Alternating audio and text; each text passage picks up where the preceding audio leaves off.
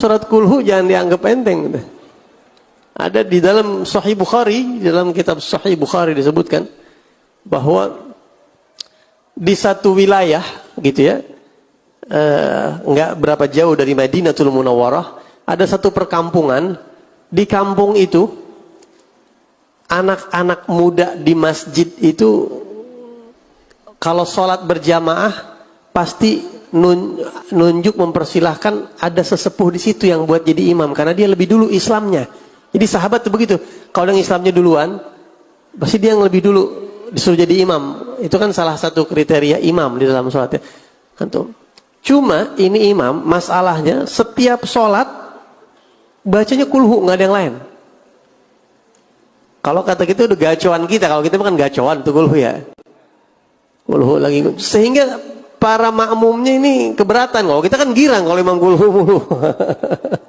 Justru kalau dia ganti kulhu kita protes.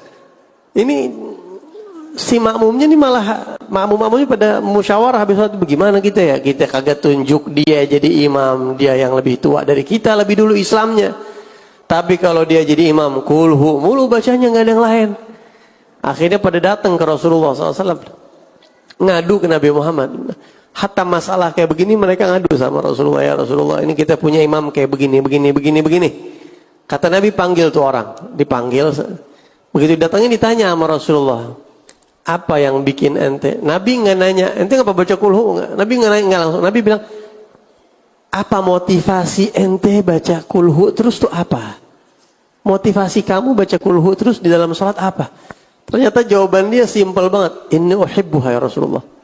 Saya senang banget sama ini surat. Ini surat kan esensial banget dalam mengesahkan Allah, ini mengandung hakikat tauhid.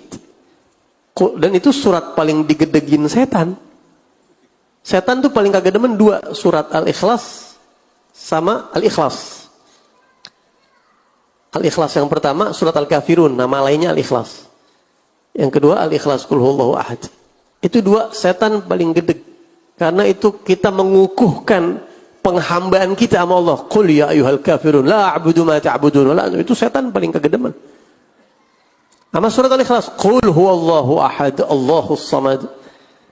Gitu. Jadi kata nih sahabat tadi, ya Rasulullah saya demen sama tuh surat, maknanya menarik hati saya. Bukan diomelin sama Nabi, malah dibilang hubbuka iyyaha adkhalakal jannah. Rasa cinta ente sama surat itu yang itu bakal jadi sebab ente masuk surga, kata Rasulullah. Ente bakal masuk surga tuh gara-gara cinta sama surat kulhu tuh. Beruntunglah para ahli kulhu. Cuma kalau kita mungkin kulhu karena demen pendeknya ya. Ya tapi nggak apa-apa dah, mirip-mirip begitu.